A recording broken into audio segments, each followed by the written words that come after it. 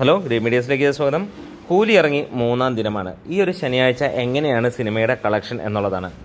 ആദ്യ ദിനത്തെക്കാളും 2-ാം ദിനത്തെക്കാളും ഇന്ന് പ്രതീക്ഷ ഉണ്ടായിരുന്നുവെങ്കിലും ഇടിവ് തന്നെയാണ് നമുക്ക് കാണാൻ കഴിയുന്നത്.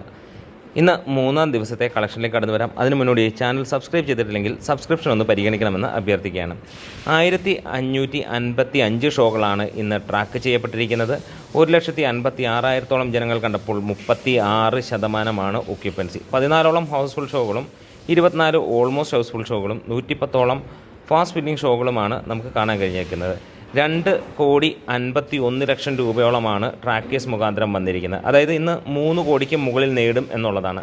എന്തായാലും മികച്ച കളക്ഷൻ ആണെങ്കിൽ പോലും ആദ്യ ദിനം നേടിയ 10 കോടിയും 2-ാം ദിവസം 6 കോടിക്ക് മുകളിലും നേടിയ സിനിമ 3-ാം ദിവസമായപ്പോൾ 3 കോടിക്ക് മുകളിലേക്ക് മാത്രമാണ് എത്തുന്നത്. എന്തായാലും ഇതിനോടകം തന്നെ 16.25 കോടിയാണ് ട്രാക്കേഴ്സ് പുറത്ത് വിട്ടിരിക്കുന്നത്. അതായത് സിനിമ 18 കോടി കടന്നിരിക്കുകയാണ്. കേരള എന്ന് പറയുമ്പോൾ നമ്മൾ എക്സ്പെക്ട് ചെയ്യുന്നത് 5 കോടിക്ക് മുകളിലാണ്. 300 കോടിയിലേക്ക് എത്തുമോ എന്നുള്ള ചോദ്യമാണ് എല്ലാവരും ഇന്ന് ഉറ്റുന്നത്. അതായത് എന്തായാലും ശനിയാഴ്ച 2 ദിവസം പ്രതീക്ഷയെക്കാളും ഇടിവാണ്. ഒരുപക്ഷെ വെള്ളിയാഴ്ച ഒരു അവധി ദിനമായതുകൊണ്ട് തന്നെ അതിന് വലിയ രീതിയിലുള്ള കളക്ഷൻ ഉണ്ടായിരുന്നു. 1,839 ഷോകളിൽ നിന്ന് 3,13,000-ന് മുകളിലുള്ള ആളുകൾ കണ്ടു കഴിഞ്ഞപ്പോൾ 61% 2-ാം ദിവസത്തെയും ട്രാക്കേഴ്സ് മുഖാന്തരം 5 കോടി 18 ലക്ഷം രൂപയുടെ കളക്ഷനാണ് കാണാൻ കഴിയുന്നത്. എന്തായാലും നിങ്ങൾ സിനിമ കണ്ടവരാണെങ്കിൽ ഒന്ന് പറയാം, എന്തായാലും എങ്ങനെയായിരുന്നു ഈ ഒരു സിനിമ എന്ന ചിത്രവും ഇതിനോടൊപ്പം തന്നെ ഇറങ്ങിയിരിക്കുന്നതാണ്.